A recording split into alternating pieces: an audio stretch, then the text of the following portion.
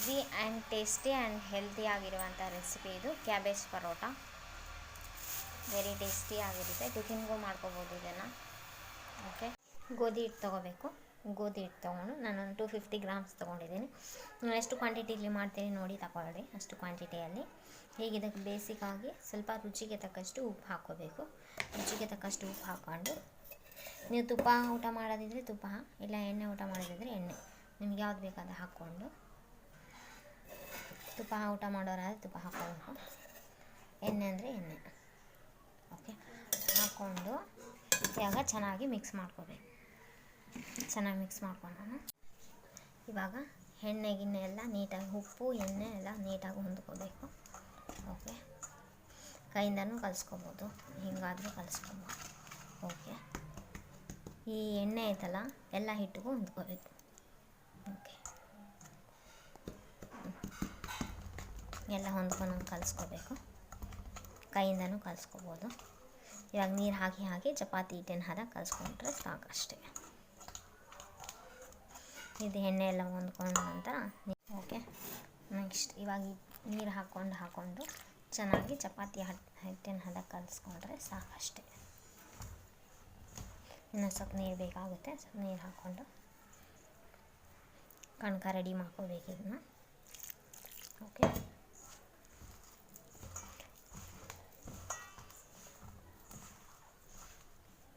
ನೀಟಾಗಿ ಕಲಿಸ್ಕೊಳ್ಳೋಣ. ಚಪಾತಿ ಥರ ಬಂದರೆ ಸಾಕಷ್ಟೇ. ಪೂರ ಗಟ್ಟಿನೂ ಬೇಡ, ಪೂರ ತಿಳಿನೂ ಬೇಡ. ಬೇಕಂದರೆ ಏನೋ ಸ್ವಲ್ಪ ತಿಳಿ ಇಟ್ಕೋಬೋದು ಚಪಾತಿಗಿಂತನೂ.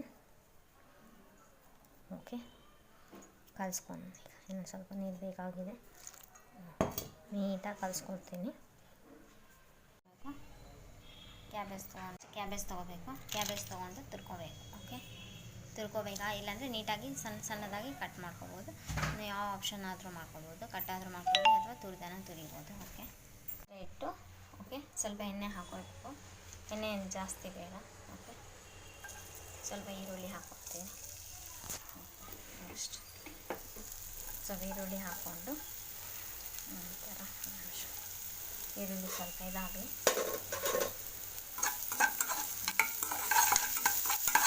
ನಂತರ ಸ್ವಲ್ಪ ಗ್ರೀನ್ ಚಿಲ್ಲಿ ಹಾಕೋಬೇಕು.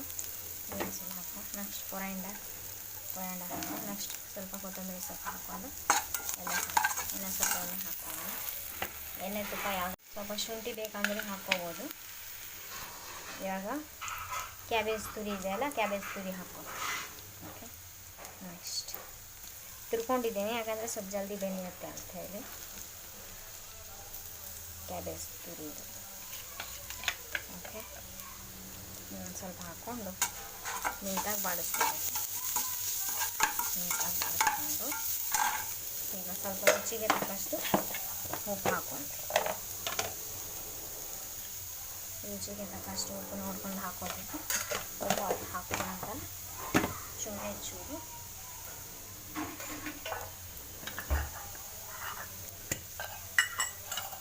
ಚೂರು ಅರಿಶಿನ ಪುಡಿ ಹಾಕ್ಕೊಳ್ತೀನಿ. ಓಕೆ, ಚೂರು ಅರಿಶಿನ ಪುಡಿ ಹಾಕ್ಕೊಂಡ ನಂತರ ಇನ್ನೊಂದು ಸಲ ಬಾಡಿಸ್ಕೋಬೇಕು. ಇನ್ನೊಂದು ಸ್ವಲ್ಪ ಬಾಡಿಸ್ಬೇಕು.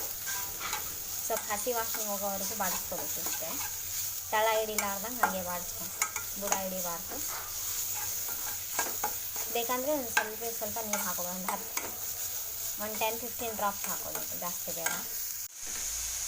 ಸ್ವಲ್ಪ ಹಸಿ ವಾಸನೆ ಎಲ್ಲ ಹೋಗಲಿ. ಹಸಿ ವಾಸನೆ ಹೋಗೋವರೆಗೂ ಬಾಡಿಸ್ಕೊಳ್ಳೋಣ. ಓಕೆ, ಹಸಿ ವಾಸನೆ ಹೋಗೋವರೆಗೂ ಬಾಡಿಸ್ಕೊಂಡು ಸಾಕಷ್ಟು. ನೀರಿನ ಅಂಶನೂ ಹೋಗಿರಬೇಕು ಹಾಗೂ ಸ್ವಲ್ಪ ಹಸಿ ವಾಸನೆ ಹೋಗಬೇಕಂತ ಬೆಳೆಸ್ತಾ ಇರೋದು. ನೆನೆಸಿರೋಂಥ ಹಿಟ್ಟು ತೊಗೋಬೇಕು. 20-15 ನಿಮಿಷ ಈ ಥರ ಚಿಕ್ಕ ಉಂಡೆ ಮಾಡ್ಕೋಬೇಕು. ದೊಡ್ಡದಾದರೂ ಮಾಡ್ಕೊಳ್ಳಿ, ಚಿಕ್ಕದಾದರೂ ಮಾಡ್ಕೊಳ್ಳಿ. ಒಟ್ಟು ಉಂಡೆಗಳು ಮಾಡ್ಕೋಬೇಕು. ಉಂಡೆಗಳು ಮಾಡ್ಕೊಂಡು ಸ್ವಲ್ಪ ಹಿಟ್ಟು ಹಾಕಿ ಲಟ್ಟಿಸ್ಬೇಕಿದೆನೋ. ಓಕೆ, ಲಟ್ಟಿಸ್ತೀನಿ. ಇವಾಗ ಲಟ್ಟಿಸ್ಬೇಕು.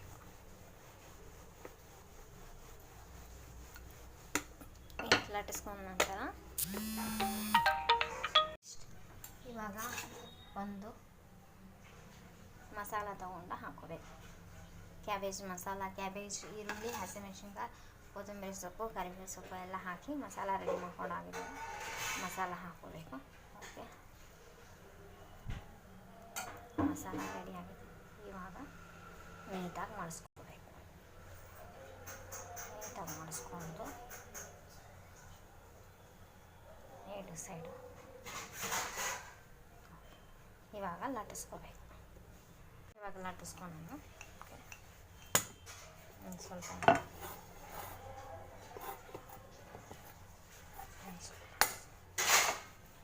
ಯಾವ ಸೈಜ್ ಆದರೂ ಲಟ್ಟಿಸ್ಕೋಬೋದು. ದೊಡ್ಡ ಸೈಜ್ ಬೇಕಂದ್ರೆ ದೊಡ್ಡ ಸೈಜ್, ಚಿಕ್ಕ ಸೈಜ್ ಬೇಕಂದ್ರೆ ಚಿಕ್ಕ ಸೈಜ್ ಆದರೂ ಲಟ್ಟಿಸ್ಕೋಬೋದು. ಓಕೆ, ನೆಕ್ಸ್ಟ್ ಇವಾಗ ತವಾ ಬಿಸಿಗೆ ಇಡಬೇಕು.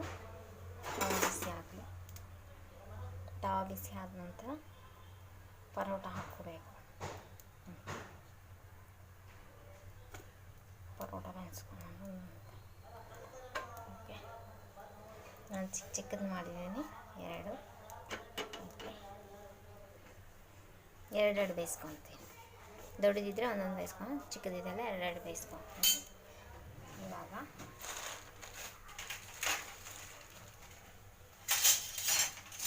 ನೆಕ್ಸ್ಟ್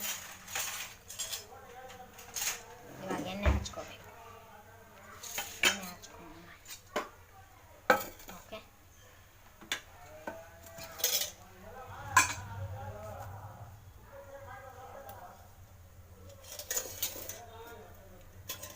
ಇವಾಗ ಎಣ್ಣೆ ಹಚ್ಕೊಂಡು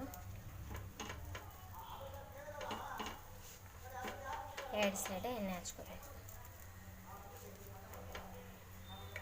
ಈ ಸೈಡ್ ಕೂಡ ಎಣ್ಣೆ ಹಚ್ಕೋಬೇಕು.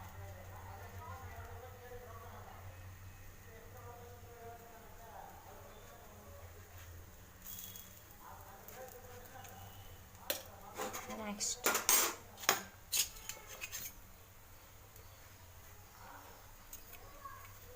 ಇವಾಗ ಚೇಂಜ್ ಮಾಡಬೇಕು.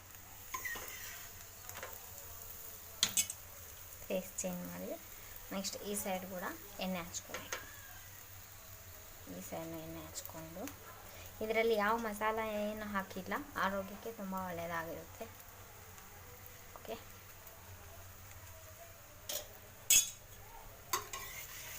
ಎರಡು ಸೈಡ್ ನೀಟಾಗಿ ಬೆಳೆಸ್ಕೊಂಡು ಓಕೆನಾ.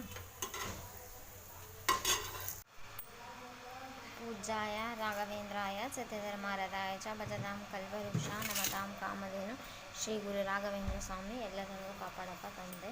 ಓಕೆ, ಸರ್ವೇ ಜನ ಸುಖಿನೋ ಭವಂತು. ಇದು ಕ್ಯಾಬೇಜ್ ಮಧ್ಯಾಹ್ನ ಊಟಕ್ಕಾದರೂ ಮಾಡ್ಕೋಬೋದು, ಟಿಫಿನ್ಗಾದರೂ ಮಾಡ್ಕೋಬೋದು. ವೆರಿ ಟೇಸ್ಟಿ ಆಗಿರುತ್ತೆ. ತುಂಬ ಹೆಲ್ದಿ ರೆಸಿಪಿ ಇದು.